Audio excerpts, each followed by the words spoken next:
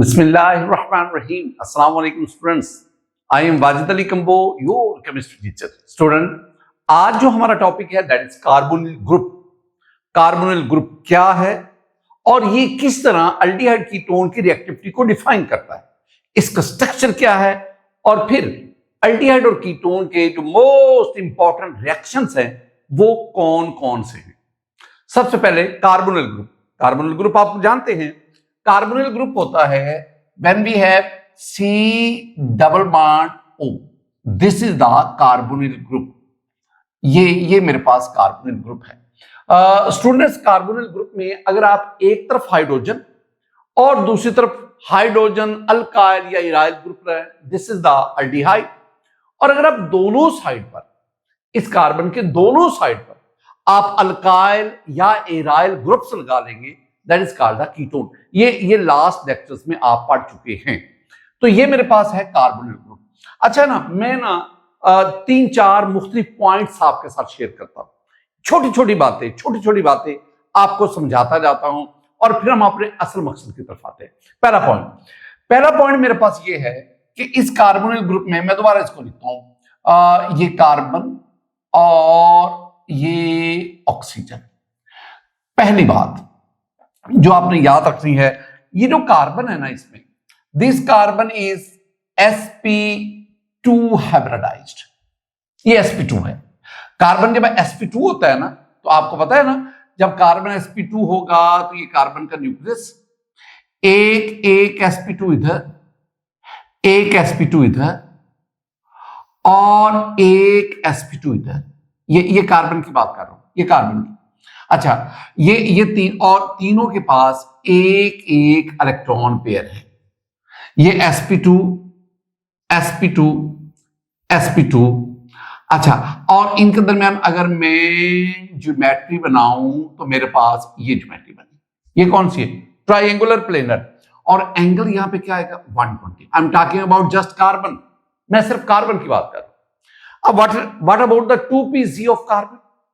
तो 2pz ना इसके बिल्कुल यहां परपेंडिकुलर आ जाता है. ये आ गया. This is the 2pz. ये मैंने कार्बन की बात की, इस कार्बन की. जो अब ये कार्बन जो है ये स्ट्रक्चर रखता है, यानी ये जो सिग्मा बॉन्ड है ना, ये इस sp2 हाइब्रिडाइज्ड कार्बन ऑर्बिटल की वजह से, ये वाला भी ये आ गया.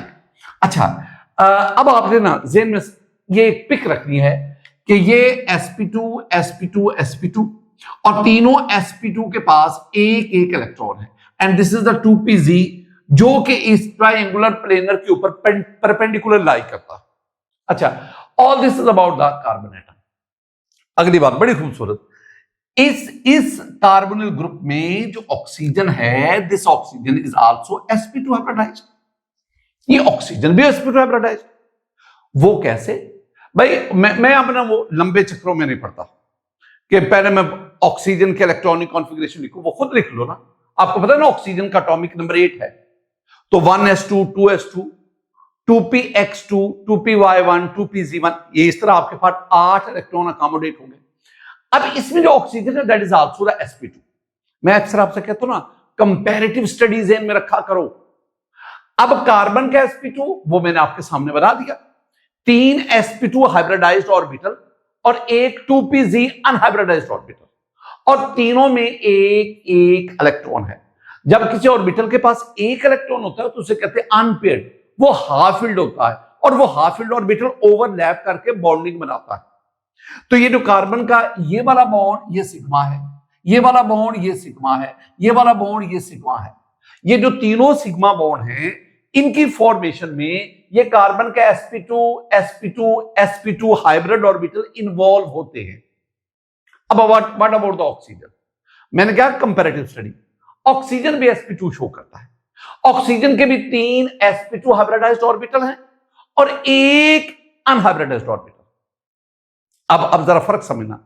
जो ऑक्सीजन के 3 है ना, वो ये कार्बन है, ये carbon, that is about the carbon atom. ये कार्बन एटम ये इसका न्यूक्लियस. अब ऑक्सीजन में क्या है? ऑक्सीजन में बेटा जी बिल्कुल इसी तरह ये ऑक्सीजन का न्यूक्लियस, ठीक है, एक आपके पास ये, एक ये, एक sp2 ये आ गया, एक sp2 ये आ गया, आई एम टॉकिंग अबाउट ऑक्सीजन, और एक sp2 ये आ गया, ये sp2 of oxygen, sp2 of oxygen, sp2 of oxygen. Yes, it's okay fine. अब ना इसमें दो इलेक्ट्रॉन, इसमें दो इलेक्ट्रॉन, इसमें एक इलेक्ट्रॉन। अच्छा, फर्क आ गया। कार्बन के इसमें तीनों sp2 में एक एक electron, half filled, can overlap to form the bond. लेकिन अगर आप ऑक्सीजन की बात करें तो ऑक्सीजन के तीन sp2 में दो इलेक्ट्रॉन है। इसका मतलब है ये दोनों जो है ये ओवरलैप करके बॉन्ड फॉर्मेशन में इन्वॉल्व नहीं होंगे। हाँ, एक ये है। अच्छा, what about the 2pz of oxygen? Yes that लाई, ये बिल्कुल वैसे जैसे आपने ऊपर बात की ना, वैसे दैट लाई परपेंडिकुलर, वो जैसे मैंने ऊपर बात की, ये 2pz, और इसके पास भी एक। What is this? This is the oxygen atom, ये ऑक्सीजन एटम। अब हुआ क्या, जब कार्बन एटम और ऑक्सीजन एटम एक दूसरे की तरफ अप्रोच करते हैं, कार्बन का ये वाला sp2, ऑक्सीजन का ये वाला sp2, तो sp2 ओवरलैपिंग होगी, ये हुई, और इसके नतीजे में क्या बना? Sigma bond. और अब ना जब सिग्मा बॉन्ड बन गया, अब ऑक्सीजन के पास ये एक sp2 है, ये वाला एक sp2 ये है ऑक्सीजन के पास, ये वाला, और इन दोनों में दो इलेक्ट्रॉन है, ये वाला। इसका मतलब है ये जो बॉन्ड बना ये वाला सिग्मा, ये sp2 of carbon, sp2 of oxygen, उसकी ओवरलैपिंग से बना। अच्छा, कार्बन के पास दो और भी sp2 हाइब्रिड ऑर्बिटल हैं, वो किसी और एटम के साथ ओवरलैप करके वहां पे कोवलेंट ये सिग्मा बॉन्ड बनाएंगे। अगली खूबसूरत बात, what about 2pz of oxygen, what about 2pz of carbon? इनका क्या है? यानी अब ऑक्सीजन के पास भी ये 2pz है, अनहाइब्रिडाइज्ड, ये तो हाइब्रिडाइजेशन में नहीं है ना, 2pz और एक इलेक्ट्रॉन, और कार्बन के पास भी ये 2pz है, ये 2pz, ये, और इसमें भी एक इलेक्ट्रॉन। अब क्या होगा? अभी मैं पाई बॉन्ड नहीं बनाता, अब क्या होगा? अब ऑक्सीजन और कार्बन दोनों के 2pz जो परपेंडिकुलर लाई करते हैं, परपेंडिकुलर, ये एक दूसरे के साथ ओवरलैप कर जाएंगे, ये parallel overlapping, and as a result of this parallel overlapping we have a pi bond here, यहां पाई बॉन्ड भी बना। तो इसका मतलब हुआ जो आपके पास कार्बन, मैं दोबारा लिखूंगा, ये ना छोटे छोटे नुक्ते में आपके साथ। तो कार्बोनिल ग्रुप में कार्बन जो है that is sp2 hybridize, carbonyl group में जो ऑक्सीजन है that is also the sp2 hybridize. अच्छा, अब नेक्स्ट एक और पॉइंट ले लो, मैं दोबारा C डबल बॉन्ड O, और इस ऑक्सीजन के पास ये लोन पेयर, ये वाले, और ये हमारे पास ये बन गया। अब अगले पॉइंट की तरफ आओ, ये सिग्मा बॉन्ड, ये पाई बॉन्ड। अच्छा, अगर मैं कहूं what is the geometry of this molecule, अब कहेंगे सर वेरी सिंपल, ज्योमेट्री वाली बात करने वाली कोई नहीं, कि ये आपके पास कार्बन sp2 हाइब्रिडाइज्ड है, और साफ जाहिर है कि ये आपके पास ज्योमेट्री बनी। ये कौन सी geometry? This is triangular planar. कौन सी? ट्राइंगुलर प्लेनर है, और यहां जो बॉन्ड बन रहा है वो 120 डिग्री का, ये ट्राइंगुलर प्लेनर 120 डिग्री का बॉन्ड बन। स्टूडेंट, एक नुक्ता और, and that is very important बेटा जी। अब ये जो कार्बन और ऑक्सीजन है ना, इसके दरमियान एक सिग्मा बॉन्ड, एक पाई बॉन्ड। अब इसका मतलब है पाई इलेक्ट्रॉन्स भी हैं, सिग्मा इलेक्ट्रॉन्स भी। आप जानते हैं ना कि ऑक्सीजन की इलेक्ट्रोनेगेटिविटी 3.5 है, और ये जो कार्बन है जो sp2 हाइब्रिडाइज्ड है, इसकी इलेक्ट्रोनेगेटिविटी 2.7 है। Oxygen is more electronegative than carbon, and you know that oxygen is the second most electronegative atom of the periodic table. Second most. First is the fluorine, and after fluorine we have the oxygen. The electronegativity of oxygen 3.5. The electronegativity of sp2 hybridized carbon is 2.7. Since the electronegativity of oxygen is greater than carbon, अब oxygen क्या करेगा? इन electron को shade electron pair, ये shade electron pair oxygen अपनी तरफ attract करेगा। यूं oxygen carry partial negative charge and carbon carry partial positive charge. This carbon oxygen bond is highly polar, बहुत ज्यादा पोलर होता है। ये वाला जो है हाईली पोलर बॉन्ड, और ये इसी की हाई पोलैरिटी जो है that is the basic cause of more reactivity of carbonyl group. तो मैं क्या कहूंगा, मैं कहूंगा जी ये जो कार्बोनिल ग्रुप हैं, carbonyl group are highly reactive due to carbon double bond हो, ये partial negative partial positive bond polarity. अब ना हम केमिस्ट्री में क्या कहते हैं, हम कहते हैं जो बॉन्ड जितना ज्यादा पोलर होता है उतनी उसकी रिएक्टिविटी ज्यादा होती है। इसका मतलब ये हुआ कि ये इलेक्ट्रॉन डेंसिटी है, it is more towards oxygen and less towards the carbon. होना भी ऐसे ही चाहिए। नेक्स्ट पॉइंट, ये देख लो, एक पॉइंट, दूसरा पॉइंट, तीसरा पॉइंट, छोटे छोटे पॉइंट आपको समझाता जा रहा ताकि आपके जेहन में बातें बैठती जाएं, कंसेप्चुअली आप क्लियर हो जाए। नेक्स्ट पॉइंट है मेरे पास सी डबल बॉन्ड ओ।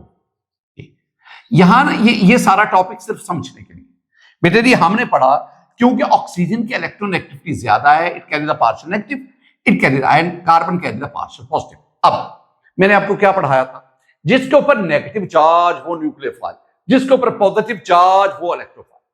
इसका मतलब है इस केस में this oxygen is due to having negative charge, it is the nucleophile.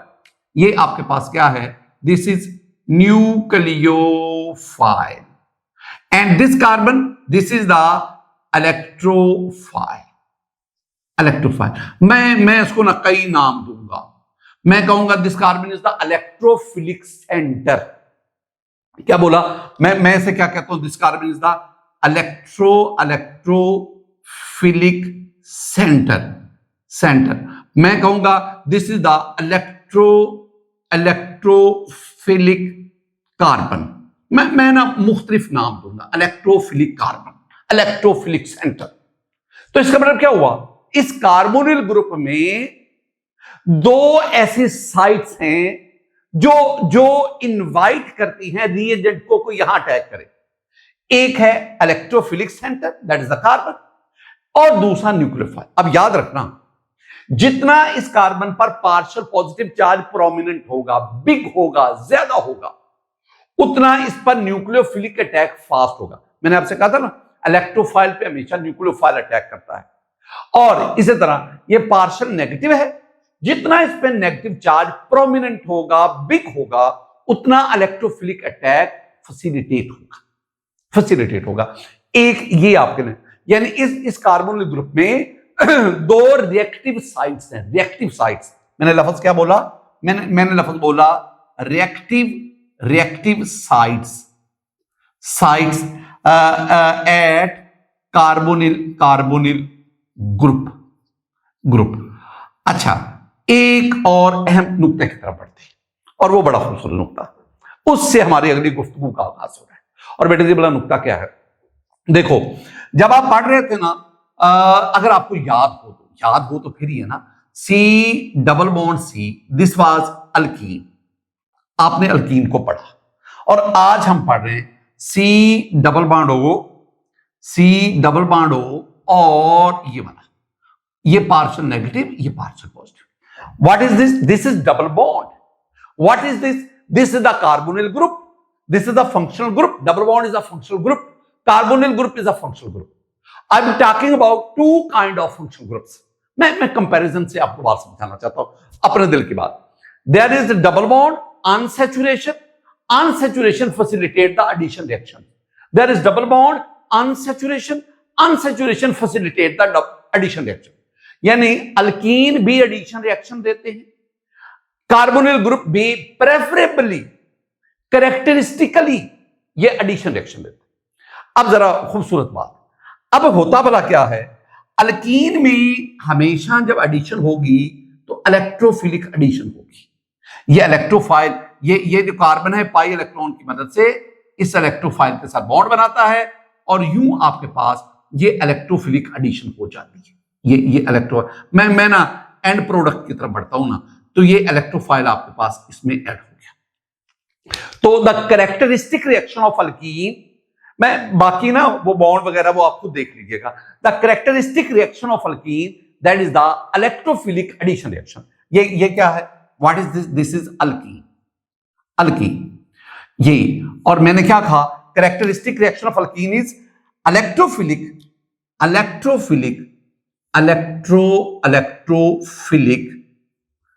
Addition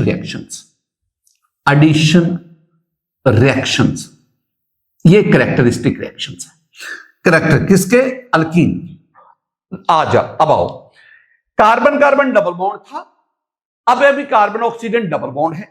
लेकिन याद रखना ये जो कार्बोनिल ग्रुप है ना, ये मैं इसे जैसे से अल्कीन का, इसे अल्कीन का, इसे मैं कार्बोनिल कंपाउंड कहता हूं। कार्बोनिल कंपाउंड, मैंने से carbonyl compound, I mean aldehyde and ketone. अब मैं उनकी बात कर रहा हूं। अब इनके जो कैरेक्टरिस्टिक रिएक्शन है ना, वो इलेक्ट्रोफिलिक एडिशन नहीं है। इसमें तो इलेक्ट्रोफाइल ऐड होता है, इस कार्बोनिल ग्रुप में इलेक्ट्रोफाइल ऐड नहीं होता। इसमें क्या ऐड होता है? न्यूक्लियोफाइल। ये न्यूक्लियोफाइल जाएगा, ये न्यूक्लियोफाइल जाके इसके साथ बॉन्ड बनाएगा, ये इलेक्ट्रॉन चले जाएगा। और जब ये ऐड हो जाएगा, आपके पास प्रोडक्ट क्या बनेगा? आपके पास ये बनेगा, ये NU और ये O इसके ऊपर नेगेटिव एंड सो ऑन। इसका मतलब क्या हुआ? ये जो कार्बोनिल ग्रुप है ना, इनके जो कैरेक्टरिस्टिक रिएक्शन है, जिनसे इनकी पहचान है, they are the nucleophilic addition reactions. ये बड़ा अहम नुकता है। अब सवाल आपका क्या आया? सर इधर भी डबल बॉन्ड, इधर भी डबल बॉन्ड, इधर एडिशन इलेक्ट्रोफाइल की हो रही है, इधर एडिशन न्यूक्लियोफाइल की हो रही है, हमें कैसे पता चले क्यों ऐसा हो रहा है? बात बड़ी खूबसूरत है अगर समझ जाओ। सिर्फ एक लफ्ज है जो समझो। इसमें जो कार्बन कार्बन बॉन्ड है ना, ये वाला पाई, जो इलेक्ट्रॉन्स हैं, इलेक्ट्रॉनिक क्लाउड, इलेक्ट्रॉनिक क्लाउड, इसमें दोनों कार्बन है जिनके इलेक्ट्रोनेगेटिविटी सेम है, लिहाजा इसमें इलेक्ट्रॉनिक डेंसिटी सिमेट्रिकल है, यूनिफॉर्म है। इलेक्ट्रॉनिक डेंसिटी ये बिल्कुल यहां पे, ये इलेक्ट्रॉनिक डेंसिटी यहां पे होगी, ये यहां पे symmetrical uniform, symmetrical electron density. और यहां पे क्या होगा? क्योंकि ऑक्सीजन की इलेक्ट्रोनेगेटिविटी ज्यादा है, लिहाजा इलेक्ट्रॉनिक क्लाउड ज्यादा किधर जाएगा? ऑक्सीजन की तरफ, ये यूं इधर जाएगा। और यहां पे इलेक्ट्रॉनिक डेंसिटी अनसिमेट्रिकल होगी, नॉन यूनिफॉर्म होगी। जब इलेक्ट्रॉनिक क्लाउड इधर चला जाएगा, ऑक्सीजन पे पार्शियल नेगेटिव आ जाएगा, कार्बन से अवे गया, कार्बन पे पार्शियल पॉजिटिव चार्ज आएगा, सिमेट्रिक अनसिमेट्री। अब क्या होगा? अब इस पर इलेक्ट्रोफाइल अटैक नहीं करेगा। इलेक्ट्रोफाइल तो वहां जाता है ना जहां इलेक्ट्रॉन होंगे। अब इसके पास बेहतरीन सेंटर कहां है? जहां पे डेफिशिएंसी ऑफ इलेक्ट्रॉन है, and that is the carbon. This is the electrophilic center. It invites the nucleophile to add here. अब न्यूक्लियोफाइल जाएगा और यहां पे ऐड होगा। ये ना नुकता, ये इन केस ऑफ अल्कीन, मैं कंपैरिजन से एक लफ्ज सिर्फ समझाना था ना आपको। मैंने क्या समझाना था कि कार्बोनिल ग्रुप में जो इलेक्ट्रॉनिक डेंसिटी है, जो पाई इलेक्ट्रॉन है, ये अनसिमेट्रिकल होती है, more towards oxygen, less towards carbon. लिहाजा न्यूक्लियोफाइल यहां पे अटैक करके इसमें ऐड हो जाएगा। So the characteristic reaction of aldehyde and ketone, they are nucleophilic addition reaction. ये मैंने कुछ खूबसूरत आपसे बातें की। एक और भी बात याद रखना, ये जो aldehyde and ketone है ना, अगर आप इनकी डाइपोल मोमेंट देखें ना, क्या कहा? डाइपोल मोमेंट वो वाटर से भी ज्यादा है। वाटर की डाइपोल मोमेंट 1.85 डिवाई है और इनकी डाइपोल मोमेंट 2.27, 2.4 इस रेंज में होती है। जितनी डाइपोल मोमेंट ज्यादा होती है उतनी पोलैरिटी ज्यादा होती है, और जितनी पोलैरिटी ज्यादा होती है उतनी रिएक्टिविटी ज्यादा होती है। तो the dipole moment of carbonyl compound, I mean aldehyde and ketone, is greater than that of water.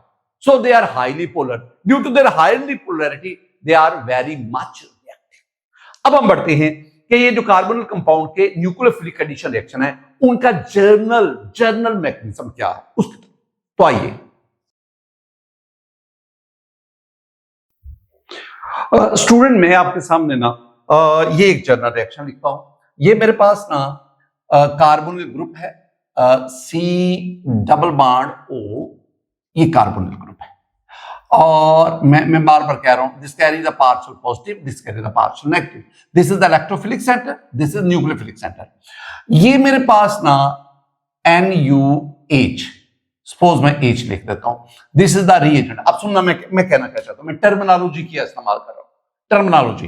Terminology ये है, this is the substrate mean जो मेन रिएक्टिव स्पीशीज है। अब this is the carbonyl compound, I mean this may be the aldehyde, this may be the ketone, and what is this? This is the reagent जो इस पे attack करता है। अब main बातें क्या है, इसमें ये इलेक्ट्रोफिलिक सेंटर बार this is a nucleophilic part. अब इसको देखोगे ना, this is a nucleophile and this is the partial positive, this is partial negative. तो this is nucleophile, this is the electrophile. अब ये रिएजेंट है, reagent has two parts, nucleophilic part having the negative charge, having the lone pair, and this is the partial positive charge and mean this is the electrophile.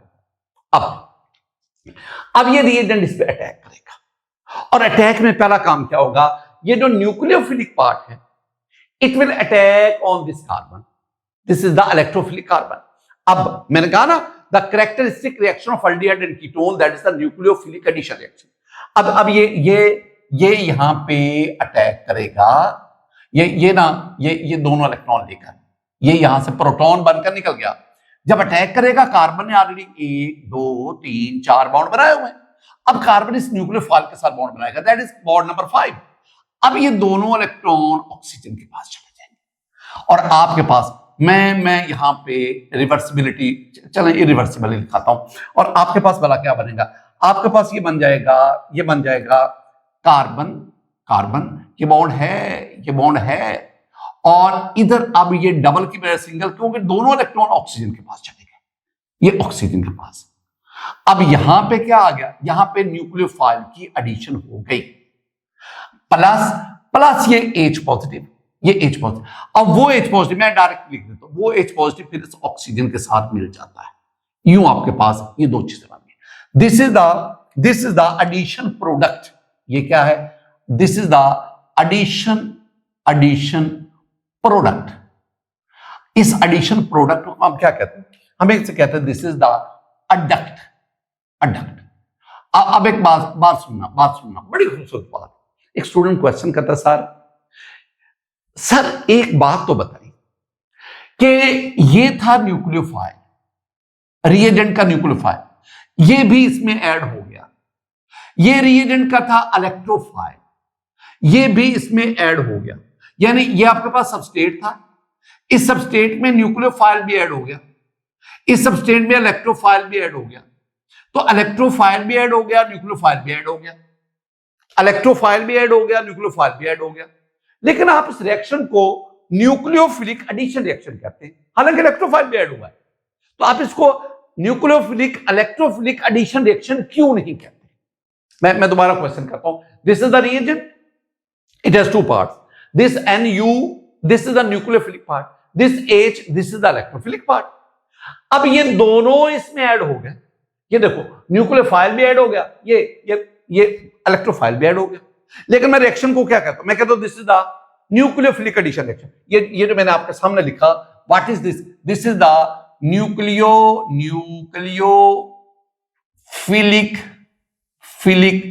Addition reaction. अच्छा जी, ये उसका general form में लिखी। अब सवाल ये पैदा होता है, आप इसको न्यूक्लियोफिलिक इलेक्ट्रोफिलिक एडिशन क्यों नहीं कहते? सिर्फ एक लफ्ज इसका आंसर है, और वो ये है, जब तक न्यूक्लियोफाइल इसमें ऐड नहीं ना होगा, इलेक्ट्रोफिलिक एडिशन पॉसिबल ही नहीं। ये जो रिएक्शन हुआ, this is actually initiated and finalised complicated by the addition of nucleophile. Nucleophile, electrophile तो उसमें ऐड ही नहीं हो सकता। एडिशन कहां पे होनी है? कार्बन के ऊपर, और कार्बन में इलेक्ट्रोफाइल की एडिशन नहीं हो सकती क्योंकि carbon itself is an electrophilic centre. तो चूंकि मेन एडिशन न्यूक्लियोफाइल की हो रही है, रिएक्शन न्यूक्लियोफाइल एडिशन से इनिशिएट होता है और एंड पे जाके कहीं प्रोटॉन जो है वो जाके ऑक्सीजन के साथ रहता है। So this reaction is mainly the nucleophilic addition reaction. अच्छा, अब ये जो रिएक्शंस है ना, अगर आप अगला बड़ा अहम नुकता, मैं आपको अगले पॉइंट की तरफ ले जाना चाहता हूं। अगर आप ये रिएजेंट ले लो, ये एल्डिहाइड कीटोन ले लो और रिएक्शन होने दो, कोई कैटलिस्ट इस्तेमाल ना करो, ये रिएक्शन बहुत स्लो होगा और प्रोडक्ट बहुत कम बनेगा। बहुत ज्यादा वक्त चाहिए इस रिएक्शन को मुकम्मल होने में अगर आप ये reaction in the absence of any catalyst करते हैं। लेकिन अगर आप कैटलिस्ट ले लें तो फिर ये रिएक्शन स्पीड अप हो जाता है। कैटलिस्ट कौन कौन सा? आप कैटलिस्ट यहां पे एसिड भी यूज कर सकते हैं, बेस भी यूज कर सकते हैं। यानी this nucleophilic addition reaction may be acid catalysed और बेस कैटलाइज्ड। यानी nucleophilic addition reaction it may be base catalyzed or it may be acid catalyzed। ये दोनों में से कोई एक हो सकता है। यानी एसिड भी बतौर कैटलिस्ट कर सकता है और इसमें बेस भी बतौर कैटलिस्ट है। जब आप कैटलिस्ट की मौजूदगी में रिएक्शन करवाएंगे तो this reaction will be very fast. एक तो रेट ऑफ रिएक्शन भी बढ़ेगा और अमाउंट ऑफ प्रोडक्ट जिसे हम यील्ड कहते हैं वो भी बढ़ती है। तो ये जो nucleophilic addition reaction of aldehyde and ketone है, या ये बेस कैटलाइज्ड है या ये एसिड कैटलाइज्ड है। अब दो बातें आगे अब बढ़ते हैं। दो बातें, एक तो ये जो बेस कैटलाइज्ड है, ये जो base catalyzed nucleophilic addition reaction है, इनका मैकेनिज्म क्या है? पहली बात ये हम नुकता है। और दूसरा ये कौन कौन से सिमिलरली इसमें भी हमें बताना पड़ेगा कि इनका एसिड कैटलाइज का मैकेनिज्म क्या है। और दूसरी बात, ये एग्जांपल कौन कौन सी है बेस कैटलाइज्ड। इधर ना जो बेस कैटलाइज्ड है ये हम ना 6 रिएक्शंस पढ़ेंगे। Addition of HCl, addition of Grignard agent, addition of sodium bisulfide, aldol condensation, Cannizzaro reaction, haloform reaction. ये जितने भी मैंने बोले हैं ये अगले आने वाले लेक्चर्स में हमारा मेन टारगेट रहेगा। और बिल्कुल इसी तरह ये जो एसिड कैटलाइज्ड हैं ये भी काफी हैं और इनमें मेन जो हम पढ़ेंगे वो एडिशन ऑफ अल्कोहल है, वो एडिशन ऑफ अमोनिया डेरिवेटिव्स है। तो अल्कोहल और अमोनिया डेरिवेटिव की addition they are the acid catalysed और बाकी जो 6 मैंने आपको गिनवाए they are the base catalysed. यानी बेस कैटलाइज्ड में मैंने क्या कहा? बेस कैटलाइज्ड में मैंने आपसे कहा एडिशन ऑफ पहली बात की है addition of HCl, addition of Grignard agent RMgX, and we have the addition of NaHSO3 sodium bisulfite. We have the aldol condensation. We have CaNi double ZaRO, CNI double ZaRO, CaNi-Zero double CNI double ZaRO, double Z CaNi-Zero's reaction. We have the haloform reactions. All these reactions of aldehyde and ketone, they are the base catalyzed. ये सारे के सारे जो हैं ये base catalyzed। और इधर मैंने क्या कहा? इधर मैंने कहा addition of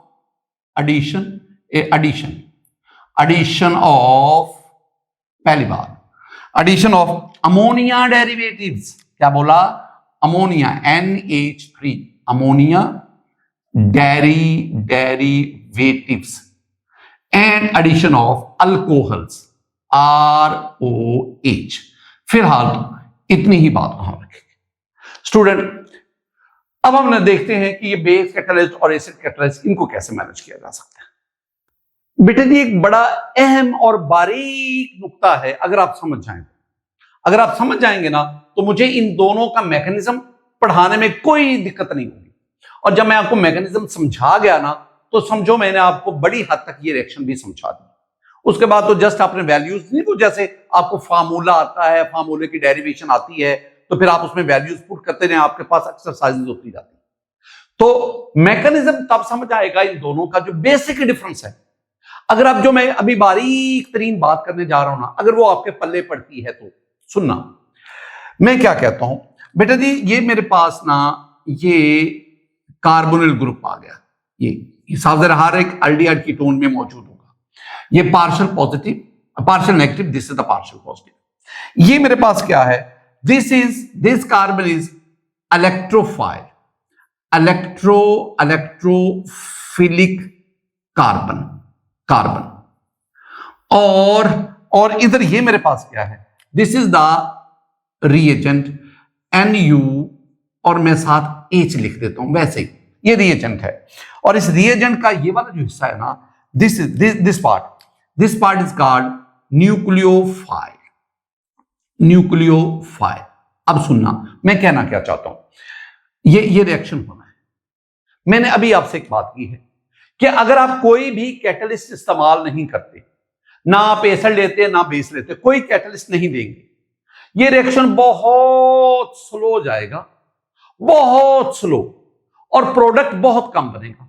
इसका मतलब है इकोनॉमिकली ये रिएक्शन एक्सेप्टेबल नहीं है, फिजिबल नहीं। तो फिर अच्छा पहली बात है, अगर हम कोई कैटलिस्ट इस्तेमाल नहीं कर रहे, एसिड बेस यूज नहीं कर रहे, ये रिएक्शन स्लो क्यों है? वजह क्या है? वजह बहुत सिंपल है।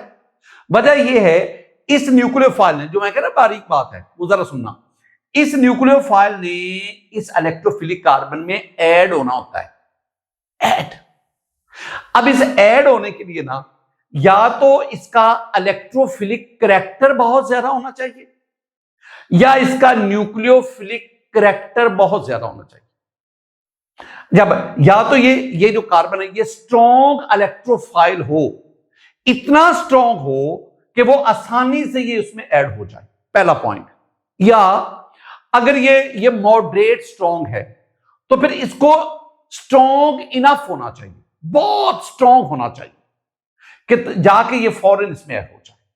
अब सुनना, अगर आप कैटलिस्ट इस्तेमाल नहीं करते तो ना तो कार्बन का इलेक्ट्रोफिलिक करैक्टर इतना ज्यादा होता है कि ये इसको आसानी से ऐड करवा सके, और ना ही न्यूक्लियोफाइल का न्यूक्लियोफिलिक करैक्टर इतना ज्यादा होता है कि ये आसानी से उसमें ऐड हो सके। तो फिर रिएक्शन तो स्लो हो जाएगी। अब हम क्या करते हैं? अब हम दो काम करते हैं, या तो हम इस न्यूक्लियोफाइल के न्यूक्लियोफिलिक करैक्टर को इनहेंस करते हैं, ये पहला काम। या तो हम क्या करते हैं, to enhance ENHNC, to enhance कहते हैं बढ़ा देना, enhance nucleophilic character of adding reagent. या तो ये काम करो, आप इसका न्यूक्लियोफिलिक करैक्टर बढ़ा दो। कैसे बढ़ाऊं? कैसे? By using the base. कैसे बढ़ाएंगे? By using base catalyst. अब सुनना, अगर आप कोई बेस कैटलिस्ट इस्तेमाल करते हैं, अभी मैं मैकेनिज्म में आपको समझाऊंगा, तो वो इस न्यूक्लियोफाइल के न्यूक्लियोफिलिक करैक्टर को इनहेंस कर देते हैं, इतना इनहेंस कर देते हैं कि ये अब आसानी से इस इलेक्ट्रोफाइल पर अटैक करके इसमें ऐड हो जाते हैं। लेकिन इसके न्यूक्लियोफिलिक करैक्टर को इनहेंस करने के लिए आप किसका इस्तेमाल करते हैं? हम बेस कैटलिस्ट का इस्तेमाल करते हैं। तो मैं क्या एक सेंटेंस में आपको दे गया, समझा गया कि a base catalyst increases the nucleophilic character of adding reagent. This is the adding reagent, ये इसने ऐड होना है ना, तो इसके न्यूक्लियोफिलिक करैक्टर को इनहेंस करता है, और इस तरह ये न्यूक्लियोफाइल आसानी से इसमें ऐड हो जाता है। दूसरी बात, वो कहते हैं कि ये आपका एडिंग रिएजेंट जो है इतना पुअर न्यूक्लियोफाइल है, कि बेस कैटलिस्ट इस्तेमाल करने के बावजूद इसका न्यूक्लियोफिलिक कैरेक्टर इनहेंस नहीं हो पाता, तो फिर हम इस पे काम नहीं करते। फिर हम किस पे काम करते हैं? हम इस पे काम करते हैं। फिर हम ना ये जो कार्बोनिल ग्रुप है इसमें कार्बन के इलेक्ट्रोफिलिक कैरेक्टर को इनहेंस करते हैं। यानी ये पहला काम टू इनहेंस न्यूक्लियोफिलिक कैरेक्टर। दूसरा, अगर ये नहीं कारामद होता तो फिर हम क्या करते हैं? दूसरा हम काम करते हैं to increase electrophilic character of carbonyl carbon. अब सवाल ये पैदा हुआ, कार्बोनिल कार्बन ये मैं कैसे करूं? इसके लिए you will use the base catalyst. आप ना यहां पे बेस कैटलिस्ट यूज करेंगे by using a base by using an acid catalyst। हम ये एसिड कैटलिस्ट का इस्तेमाल करते हैं। तो इसका मतलब हुआ दो किस्म के जनरल, जो इन दोनों में जो बेसिक डिफरेंस आ गया, दो किस्म के मैकेनिज्म हम फॉलो करेंगे। एक जो बेस कैटलिस्ट है उसमें हम इस पे काम नहीं करेंगे, उसमें हम ये एडिंग रिएजेंट के न्यूक्लियोफिलिक कैरेक्टर को इनहेंस करने पे काम करेंगे और उसमें हम बेस कैटलिस्ट इस्तेमाल करेंगे। और दूसरे एसिड कैटलिस्ट, इसमें हम फिर एडिंग रिएजेंट पे काम नहीं करेंगे, इसमें हम ये एल्डिहाइड कीटोन पे काम करेंगे और कार्बोनिल ग्रुप के कार्बन के इलेक्ट्रोफिलिक कैरेक्टर को इनहेंस करेंगे। और इसके लिए हम क्या यूज करेंगे? एसिड कैटलिस्ट का इस्तेमाल करेंगे। स्टूडेंट, अब हम बढ़ते हैं, हम इन दोनों जो एसिड कैटलिस्ट, बेस कैटलिस्ट, इन दोनों तरह के रिएक्शंस के मैकेनिज्म को स्टडी करेंगे।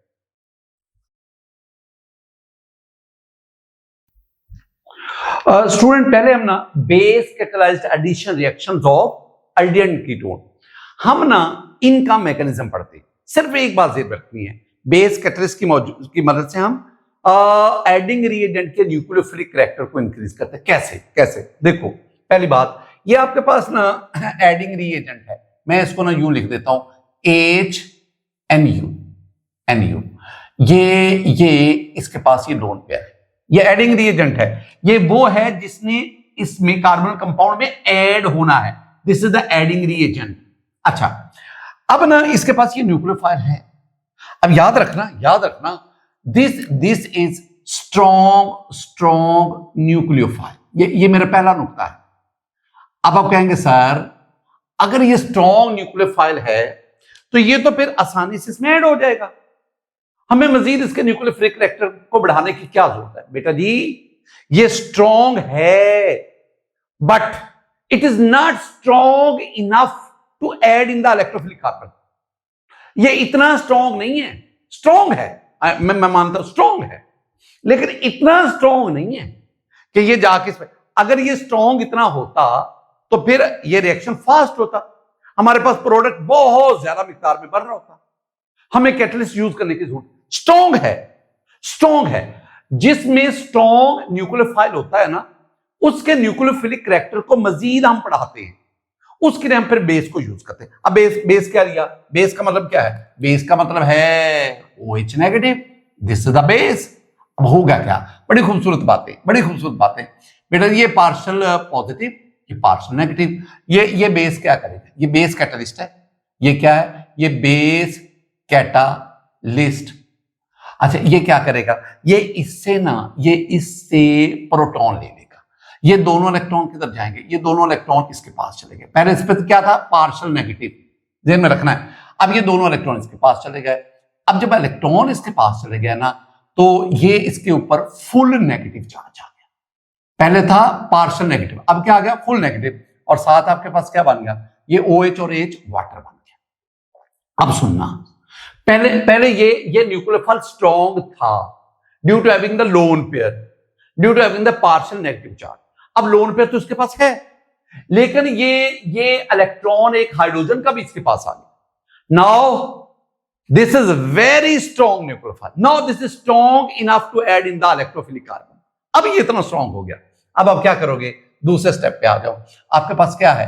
C डबल बॉन्ड हो, ये वाला, और this is partial positive, this is partial negative. अब प्लस ये न्यूक्लियोफाइल जो आपने फर्स्ट स्टेप में जनरेट किया है, जो वेरी स्ट्रॉन्ग है, अब क्या करेगा, ये इस इलेक्ट्रोफिलिक कार्बन में ऐड होगा अपने इस इलेक्ट्रॉन के जरिए कार्बन के साथ। कार्बन ने तो ऑलरेडी 4 बॉन्ड बनाए हुए, ये दोनों इलेक्ट्रॉन, पाई इलेक्ट्रॉन ऑक्सीजन के पास। अब ये पार्शियल नेगेटिव के बजाय क्या हो गया, फुल नेगेटिव, और आपके पास ये बन गया। और यूं मैं इसको लिखूंगा तो NU और यहां C और ऑक्सीजन के ऊपर अब नेगेटिव, ये नेगेटिव आ गया। और आखिरी छोटी सी बात, ये जो आपके पास ऑक्सीजन के ऊपर नेगेटिव आ गया, इसी को ले लो, NU और यहां C और ऑक्सीजन के ऊपर नेगेटिव, प्लस वही वाटर HOH।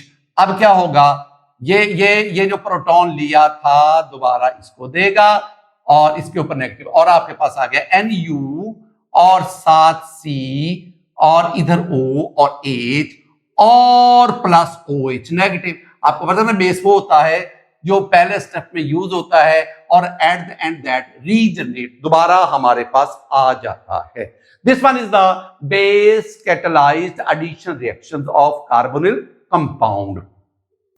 अब अगर आप एसिड कैटलाइज्ड एडिशन रिएक्शन का मैकेनिज्म देखेंगे तो हम अब ना, हमारे पास अब जो रिएजेंट है ना, ये वाला रिएजेंट, इस केस में वो वेरी वीक, आप चाहे बेस कैटलिस्ट इस्तेमाल भी कर लें, फिर भी आप उसके न्यूक्लियोफिलिक कैरेक्टर को इतना इनहेंस नहीं कर सकते कि वो जाके इस पे अटैक करे।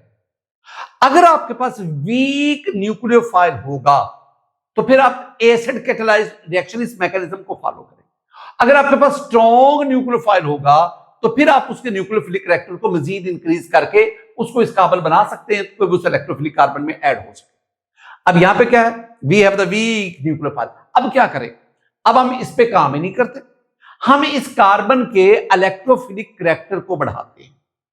वो कैसे बढ़ाएंगे, वो एसिड कैटलिस्ट का इस्तेमाल करके। पहला स्टेप देखो, ये मेरे पास है C डबल बॉन्ड O और पार्शियल पॉजिटिव पार्शियल नेगेटिव।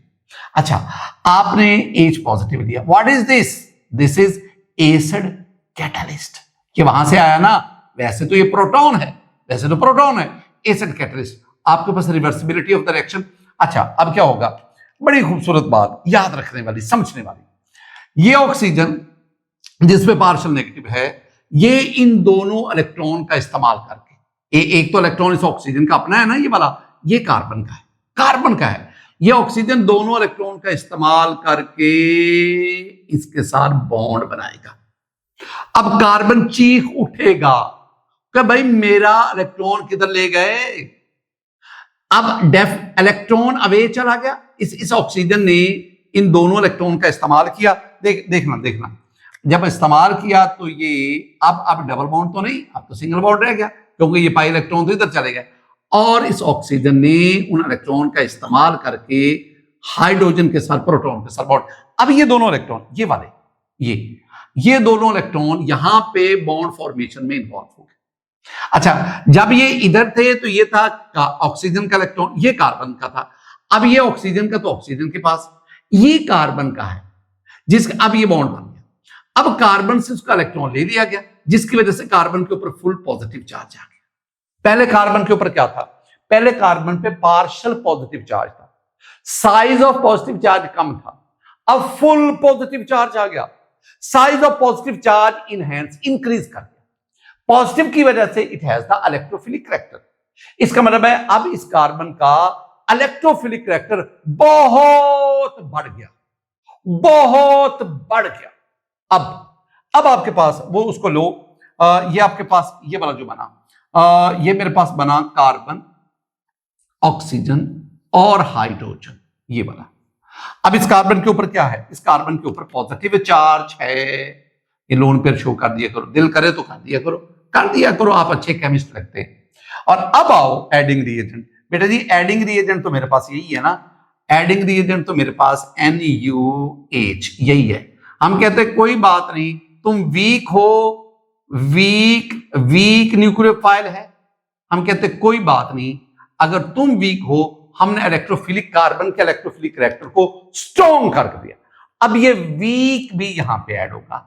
अब जब ऐड होगा तो डेफिनेटली ये प्रोटॉन रिलीज करेगा।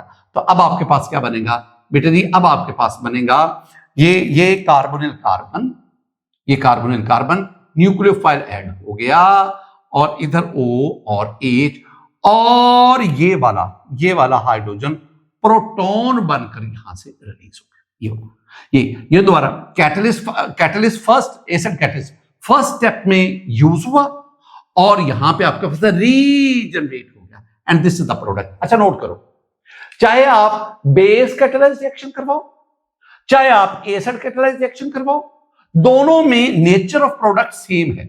इधर देखो ये वाला, ये और इधर ये भी देखो, ये तो दोनों में नेचर ऑफ प्रोडक्ट क्या है, सेम है। स्टूडेंट ये था मैकेनिज्म इसका। बेटा जी ये था हमारा आज का लेक्चर, जिसमें हमने reactions of aldehyde and ketone, इसमें न्यूक्लियोफिलिक एडिशन रिएक्शन, उनका आगाज किया, कार्बोनिल ग्रुप की नेचर को पढ़ा और फिर मैंने दोनों का आपको जनरल मैकेनिज्म समझा। मेरी दुआ है हमेशा आपके साथ, मेरा अल्लाह मेरे प्यारे बच्चों के ऊपर अपना खास करम फरमाए, खार फजल फरमाए। अल्लाह ताला आपको हिम्मत दे, हौसला दे। अल्लाह ताला आपको आगे बढ़ने की तौफीक, तरक्की और हौसला और हिम्मत दे। अस्सलाम वालेकुम व रहमतुल्लाह।